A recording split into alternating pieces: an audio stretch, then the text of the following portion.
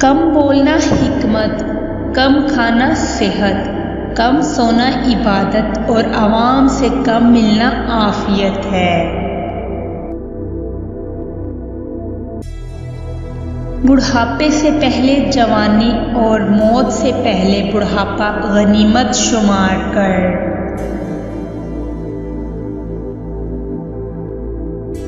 راگ اور نوحہ دو بدترین آوازیں ہیں۔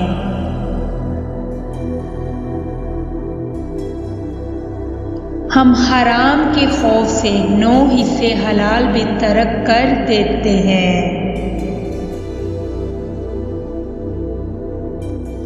عزت دنیا مال سے ہے اور عزت آخرت اعمال سے ہے۔ قرض دینا سخاوت کی علامت ہے اور حاجت مند کو بطور احسان دینا بخیلی ہے۔ جو شخص خود کو حقیر سمجھتا ہے وہ دوسروں کی نظر میں معزز ہوتا ہے۔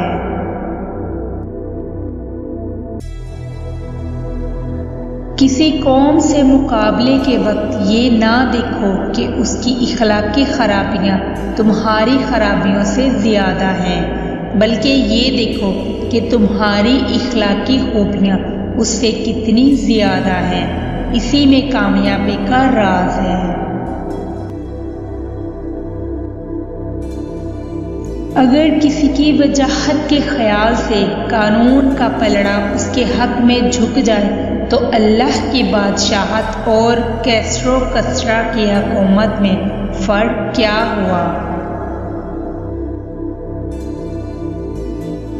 جب حاکم بگڑ جاتا ہے تو رعایا بھی بگڑ جاتی ہے۔ سب سے بدبخت حاکم وہ ہے جس کے سبب رعایا بگڑ جائے۔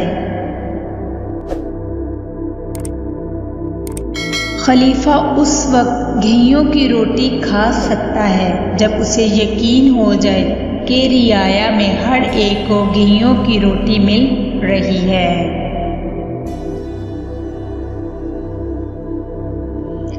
لوگوں کی فکر میں تم خود کو فراموش نہ کر دو۔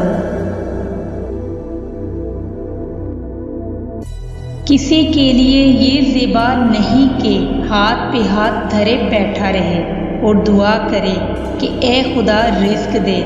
خدا آسمان سے سیم و زر کی بارش نہیں کرتا۔